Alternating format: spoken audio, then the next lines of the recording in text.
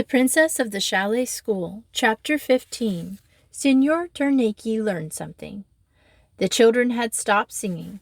They could not decide on what to sing next. Elisaveta was all for Hark, Hark the Lark, and Robin wanted to sing the Red Seraphine, which her mother had sung to her often when she was a baby. Joey inclined to Das Landenbaum. I don't know either that or Robin's song, said Elisaveta decisively. We ought to sing something we all know, and we all know the lark. I'm sick of it, grumbled Joey. If you won't sing either of the other two, I can't, Elisaveta chirped in. At least let's sing something we haven't been yelling away at for the last month. Do sing the Red Seraphine, implored the robin. Me, I will teach him to you. Elisaveta shook her head. I don't want to learn it, she said. It's a horrid Russian song. It was Mama's song, said the baby quickly. Well, anyway, I'm not going to learn Russian. It's a hateful language, and they are hateful people. Elisaveta was hot and tired, and she felt cross. It's a very beautiful language, Joey contradicted her. Some of the Russian folk songs are the loveliest in the world, but we won't sing if you are going to be bad-tempered about it. They were all getting rather quarrelsome, and what might have happened it is not hard to guess, but at the moment Ternacchi appeared round the bend in the path. Elisaveta got to her feet, unconsciously assuming her little princess air. Grüß Gott, Signor Ternacchi, she said as he came up, giving him the pretty old greeting of the troll. Why are you here?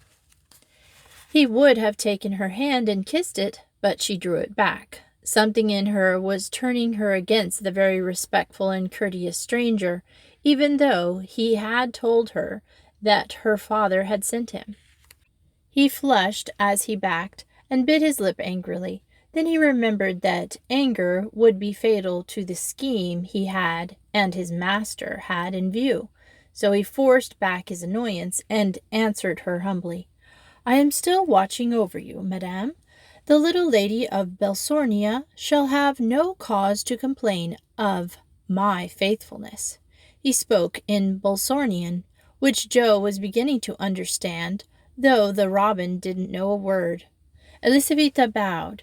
You're very good, signor, but I am quite safe here. My headmistress is just down there in the trees, and all the others are near. Ternacchi thought that it was just as well that his master had not ordered him to carry her off now, if that were the case. Then he caught Joey's big eyes fastened full on his face and turned away from her.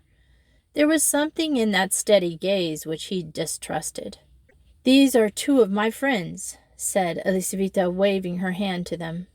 La Signora Josephine Bettany and La Signora Robin Humphreys. He bowed to them, wishing, as he did so, that he could tell Joey to remove her gaze. The robin had got behind Elisaveta and was peeping at him from the place of refuge. The man transferred his attention to the princess. I have read the newspapers, madame. I trust that His Royal Highness the Crown Prince is likely to do well. He is much better already, replied Elisaveta, forgetting her dislike of him for the moment. Madame has had a telegram, and it says that it is only a matter of time before he is quite recovered again. If Ternacchi was upset by this news, he did not show it. On the contrary, he smiled as if it was the best thing he had heard for years, and said, I am rejoiced to hear it, madame. It would indeed be a terrible thing if anything were to happen to him. He is indeed needed in his country. Elisaveta was not sure what she ought to say. Joey answered for her. We are all glad that His Royal Highness is getting better, she said in her perfect fluent French, which she guessed he knew, since Elisaveta had told her that it was the court language, and that most of the people in Belsornia could speak it. The Belsornian tongue made up as it is of words taken from Italian, Romanian, and Greek, is difficult to most foreigners, and even Jo herself, who generally excelled at languages, had not found it at all easy, though she had persuaded Elisaveta to speak it to her every day, so that she might learn it. It was one of her ambitions to know as many languages as she could. French and German were as natural to her as her mother's tongue now, and she knew enough Italian to have been able to manage quite well if she was stranded in Italy. Russian she had coaxed the Robins' father to teach her on holiday, when they had been up at the Sonnenalp, where he acted as secretary to Dr. Jem. She could understand it fairly well, and could speak, though slowly.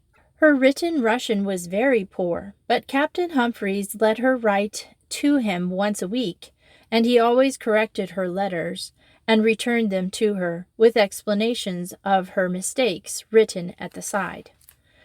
Jo had no idea as yet what a very good thing it was that she had been seized with the craze for learning it during the last summer holidays. That knowledge was to come later. Now she listened to the Ternakey's courteous reply to her French, and then turned to Elisaveta. "It is time we were going down to join the others," she said. Elisaveta nodded. "I know it is." She turned to the Bolsarnian. "Thank you, Signor. As you see, I do not need you this afternoon. Please take a vacation from your task of watching me." She made a little gesture of dismissal, and he had no other course but to obey it. He swept off his hat, which he had been wearing in deference to the heat of the sun, and made the three a low bow. Then he turned smartly and marched off. Joey gazed after him. "That man has been a soldier," she said. "Elisaveta, I don't like him at all. I wonder why your people chose him.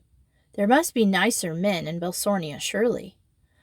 "I don't think I like him myself," replied Elisaveta, looking the way he had gone, with a troubled expression on her face. "He is a horrid man," proclaimed the Robin suddenly. "He was making fun of us all the time, and he pretended he wasn't." "That's it exactly," said Joey. "I couldn't think what it was, 'cause he was most awfully polite, but it was just what the Robin says. He was mocking us." Elisaveta sighed. "I expect he thinks it's a fearful nuisance to have to look after me," she said. "It is a pity I am not a boy." "I think it's perfectly idiotic of your people to have that stupid law," remarked Joey. "I'm sure you would make a far better king than that horrid Prince Cosimo." "Perhaps he'll get killed, like those people in the Bible," suggested the Robin. "No such luck," replied Elisaveta gloomily. Then they were joined by some of the others, and she had just time to warn the Robin to say nothing about their encounter to anyone else before they came up. Meanwhile, Morris rejoined his master, who was sitting on a boulder, impatiently awaiting him. "Well?" he sneered at his spy as he came. "You've been long enough. What had the brat to say for herself?" "They have had a telegram, Highness," replied Ternakey. "It seems that His Royal Highness the Crown Prince is better, and is likely to recover soon." There was a silence. Prince Cosimo was disgusted. This unwelcome piece of news. Nothing would have pleased him better than to hear that his cousin was dying. He was not anxious to kidnap Elisaveta. He detested all children, and, apart from that, he knew that the people of Belsornia would be up in arms if anything happened to her. If Prince Karl were to die, there would be no need to worry about the child. He was the next heir to the throne, and, in self-defense, the king would be obliged to have him at the court and treat him as the future monarch of the realm. At length the prince lifted his eyes from the ground to his servant's face. "Is there a good chance of getting her?" he asked. "Do you mean today, Highness?" "No, blockhead, I mean at any time." Ternakey considered. "I do not know definitely, Highness. I should think it might be quite possible, at least I have established it in Her Highness's mind that I am her secret bodyguard. To get her away ought to be easy enough. That is as well. Once let her be safely in my hands, and I can make what terms I choose with my dear cousin and the father. You must manage it, Tarniki. He bowed his silent agreement with his master's orders, and when the prince got up to go, he followed him in the same silence. They went back again the path to their hotel, passing the chalet party on their way. Prince Cosimo looked at the merry group with a sneer. He wondered what would happen when the princess was discovered to be missing. In their private sitting room at the hotel, he ordered wine and then sat down to discuss plans with Tarniki. It was long before they could hit on anything that would enable them to get away with the child and be in safe hiding with her before her loss was discovered. For a long time they sat, Tarniki suggesting plans which the prince turned over in his mind and rejected, always in the most unpleasant manner. Tarniki set his brain to work once more. This time he succeeded in evolving a scheme which his royal master was graciously pleased to approve. They sat for a long, working out all the details, but at last it seemed that everything was perfectly planned. "I will do," said the prince. "It cannot go wrong, and I shall be able to make my own terms. You shall not lose, my dear fellow, by helping me. That I promise you. When I have settled things to my satisfaction, I will reward you. All must go well with this, and we shall succeed admirably." Probably he would have been right, only there was one factor which he had not taken into account. That was Joey. As he barely knew of her existence, he was scarcely to blame for that. Still, if he had realized what she was, he might have reconsidered his plans. Chapter 16. The Thunderstorm. The day after the picnic was one of flatness. Neither Elisaveta nor Joey had thought of mentioning anything to Miss Bethany about Signor Maurus Tarnaki. Joey, knowing of her sister's intuitions, had taken it for granted that he had every right to be where he was, and Elisaveta, well schooled in the care that is taken of royalty, even of royalty which has no chance of ascending a throne, also accepted his presence as something quite normal. The Robin was told that it was a private matter between the princess, her father, and Tante Marguerite, and that she must say nothing about it to anybody. She had the vaguest idea on the subject of royalty, and bracketed Elisaveta in her own mind with the princesses of the fairy tales she loved. So no one knew anything about the meeting, which would have relieved the mind of Prince Cosimo, who was rather afraid that the children would talk, and so force him to alter his plans somewhat. As nothing might have been more likely, he was in a state of terrible ill temper, which made Signor Tarniki wish him out of the way. As for the school, it tried to settle down once more and pay some attention to its lessons. It was not conspicuously successful, and the staff had some reason to be annoyed when the day was over. "Those wretched children don't deserve to have any treat. Just look at this." She held up Joey Bettany's algebra book. Every sum had done that morning, scored through with crosses. Simultaneously, equations were Joey's bugbear, and her attempts at working out problems on them were remarkable for not even being sense. "Ghastly," agreed Miss Wilson. "But after all, they're not a scrap worse than Margia's map of North America. She has put the Rockies, the Andes, the Blue Mountains, the Alleghenies, and the Cotopaxi standing by itself in the middle of the Virginia. All into it. Well, I ask you." Mademoiselle, who chanced to be in the staff room, added to the tale of woe. "Evandine was doing translations this morning," she said plaintively in her own language. "Never shall I make her to understand my beautiful tongue, But at least I might expect that she may translate. What has she done? Listen to this sentence. He goes to wash himself, turning into a table where the forks have been put. It is too much. I will not permit it. She must forfeit her playtime. The rest of the staff giggled. Evandine's French was something of a legend among them. She hated the language and rarely made any effort to learn it. Joey's craze for learning as many languages as she could fill her head with. However, Mademoiselle was grievously upset at this last effort, and the young lady found herself condemned to correct every mistake in the translation she was supposed to have prepared a week ago, and write it out 3 times.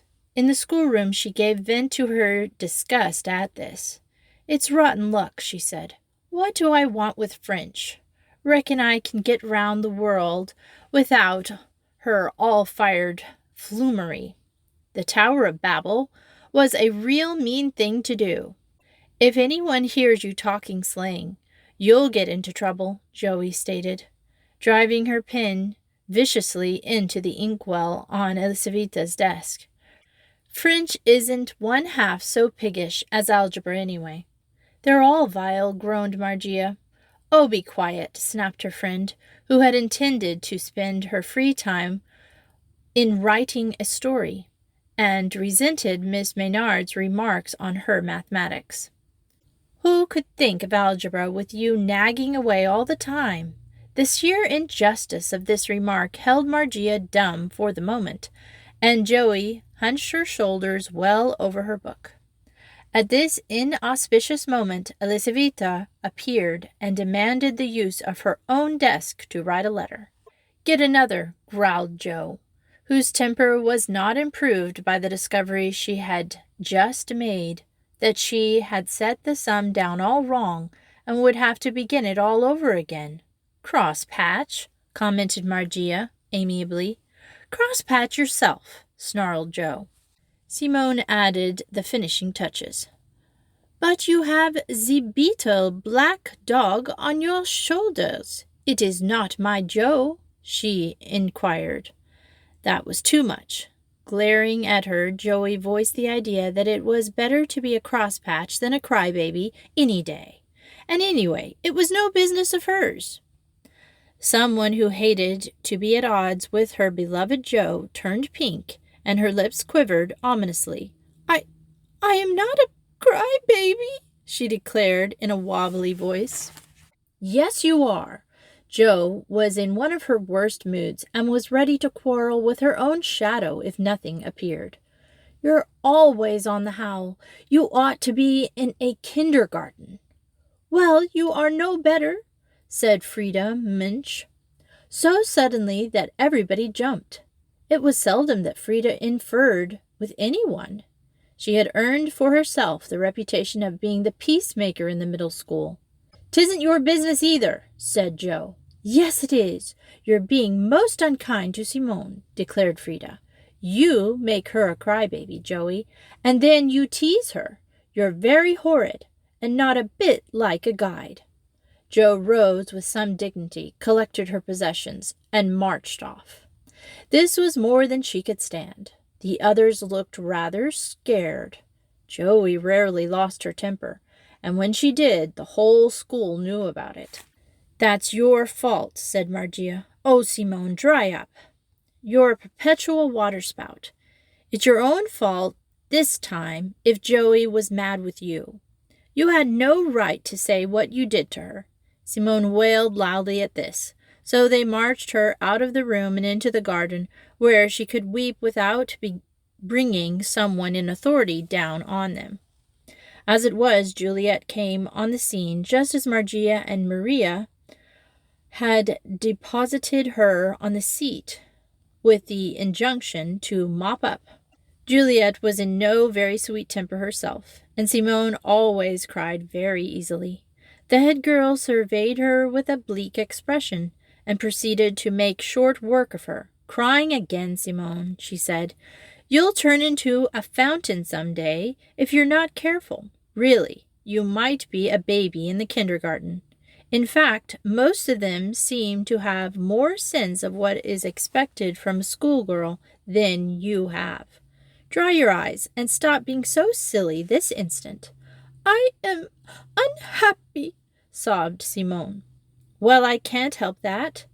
There's no need to be a baby about it, even if you are unhappy, Juliet told her bracingly. Simone choked down her sobs and shook herself from the other two, convinced that no girl had ever been so cruelly treated as she was. I will go away, she choked, and went off in the direction of the pine woods. When she had gone, Juliet settled the other two. I won't have bullying, she said. You are to leave that child alone, do you hear? I am surprised at you both. Then she turned on her heel and left them. All things considered, it was as well when bedtime came, and the Middles were packed off. There was a thunderous silence in their dormitories, which was not usual, and when Joey banged down the window to its fullest extent before she got into bed, Elisaveta thudded into her nest as if she meant to go through the mattress. Bianca gave vent to a series of indescribable sniffs. She had quarreled with Joe over a tennis court that evening. Before she settled down, then there was a deep stillness. It had been oppressively hot all day, which probably helped on account for the attack of bad temper which had assailed them all, and it was hotter now. Joey, always sensitive to atmospheric changes, moved restlessly. She turned on her side and looked out of the window. There had been very little sunlight through that day, and now the sky was overcast with clouds of heavy coppery hue. It was very still. Even the trees were silent. There was no mistaking it. An outsize in thunderstorms was coming. Elisaveta felt it also, and forgot that she was annoyed with anyone. Joe, she whispered. Joe, is it thunder? Yes, said Joey curtly. She was still feeling cross, and was by no means inclined to make friends yet.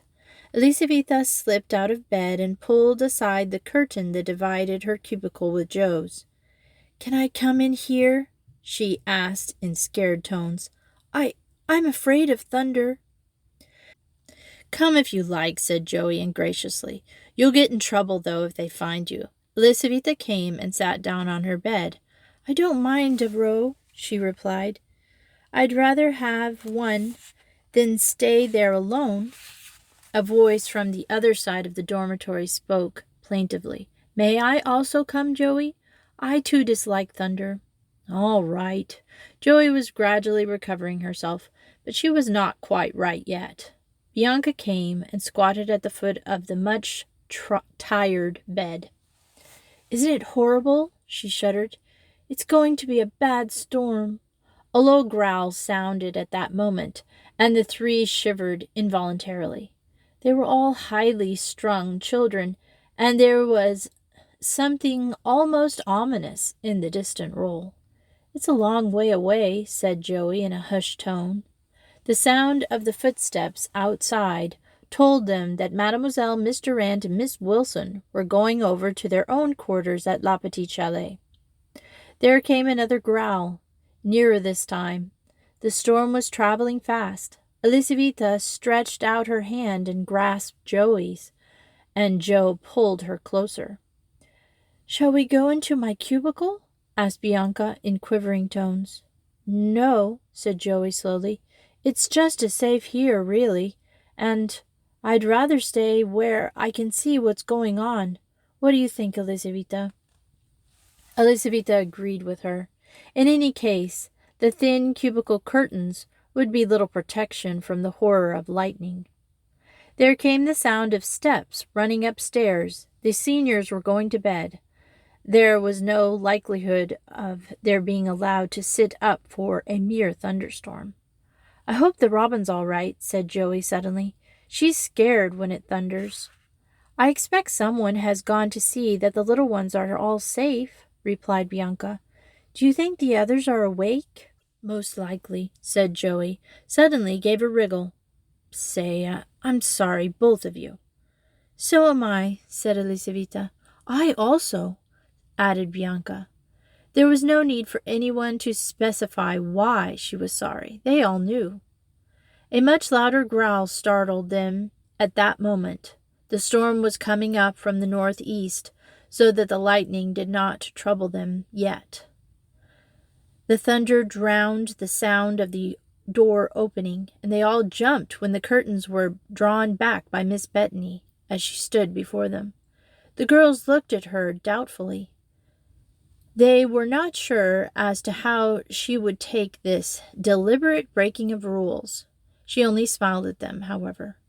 So you are all together, she said. Well, it is better when we are having a really unpleasant storm progressing. Company makes it seem not quite so bad. I just came in to see if you had. The rest of her speech was drowned in a crashing bigger than any they had heard yet. It had barely died away in the stillness when there came a vivid flash of lightning and another crash. Even Miss Bethany shrank back before the glare. Elisaveta buried her head in the bedclothes, and Bianca opened her mouth to scream, but no one heard it, if she did or not. Peal after peal of thunder broke over them, and the lightning had become almost incessant. In between whiles they could hear cries from the other girls, some of whom had been aroused from sleep. The head made signs to them, for not even by shouting could she make herself heard, and then left them for a while. Bianca had hidden her face in her arms and was laying doubled up on the bed, while Joey sat with her arms round the princess and stared out at the storm with wide black eyes in her white face. From the petit chalet the lights were twinkling until someone came and drew them closed. That woke Joey from her dread. She pushed Elisaveta gently to one side and slipped out of bed. "Where are you going?" screamed Elisaveta. "To switch on the light," yelled Joey in response. She raced across the room and tried to put it on. Unfortunately, the electricity in the atmosphere had affected the lighting, and nothing came of her efforts. Another brilliant flash lit up the room for a second, and Joey made her way back to bed. After it was over, there was a pitchy darkness and a sudden silence. Elisaveta lifted her head. "Oh, is it over?" she gasped. Joey shook her head, quite forgetting that no one could see her in the gloom. She was fairly sure that it was anything but over. The silence continued some seconds and was far more horrifying than the noise had been. The door opened once more, showing the head, her face as white as Joey's. She came over to the bed. Just as she reached them, there was a frightful red glare. A dull shrieking noise sounded, and then a ball of crimson light flashed past the window, and there was a most awful crash, which quite outdid anything which had previously happened. Instinctively, Miss Bethany caught the frightened group of children in her arms. At the same moment, there arose the open window strong fumes of sulphur. The grass in the middle of the playing field took fire and flared up. Joey, raising her head cautiously, saw it and shrieked again. Madge loosened herself from the clutch of the three and cried, "Get up and dress at once!" sped from the room. Full well she knew that the danger to the wooden chalet if the fire were allowed to get any hold.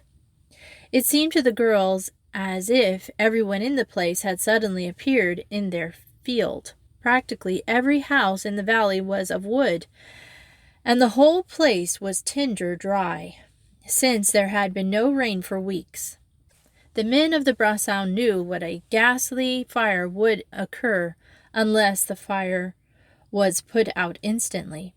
Joey scrambled into a weird selection of garments and urged the others to do the same, caught up the bedroom jug of water, and dashed out of the dormitory, half-clad, and without either shoes or stockings. Elisaveta muttered, "Keep your head, whatever happens. went after dragging Bianca, who was too frightened to help herself, and they got downstairs to find most of the others already there. Juliet was in charge, and she rose to the occasion magnificently, marshalling the motley crew into something like order. She marched them all out, down the path, and on to the lake shores. Practically everyone who was not fighting the flames was there.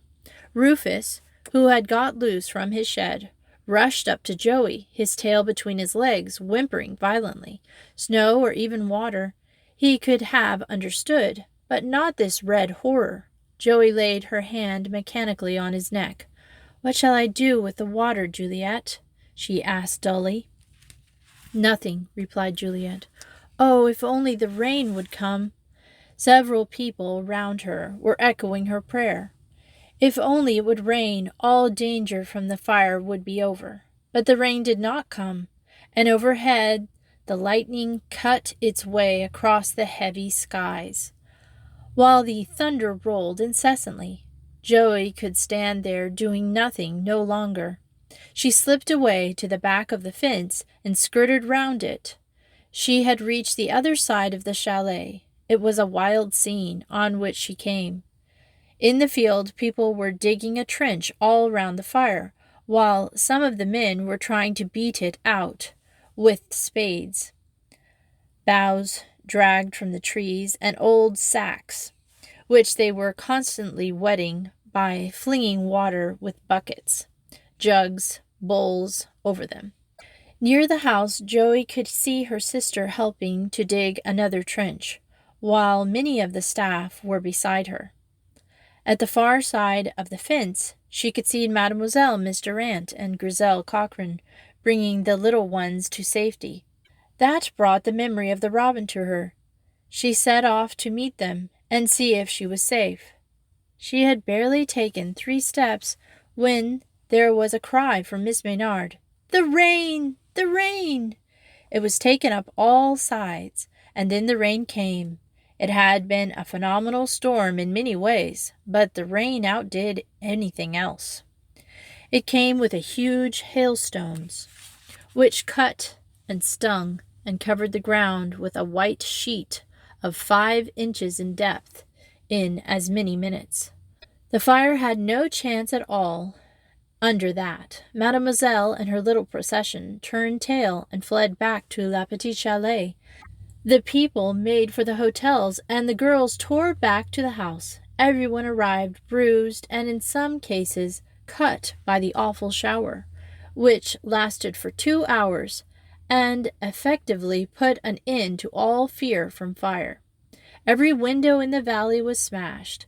Cattle out in the storm were bruised and battered, and the inhabitants rose the next morning to find the sun shining down on a land covered with slush and drenched to such an extent that the people who went out at all that day literally waded in mud. Never had there been such a storm within the memory of man. Before midday, all the glass in Innsbruck and the surrounding towns had been brought up, and an army of glaziers had invaded the Turin Valley. A high wind had followed the storm, and the lake was a mass of angry water, which tossed the steamers wildly to and fro. All the trees had been stripped of their leaves, the flowers had been battered to pieces, and in the woods the ground was strewn with down-fallen pines. The chalet girls mourned over the spoiling of their field. In the center was a huge hole, fully 10 feet deep.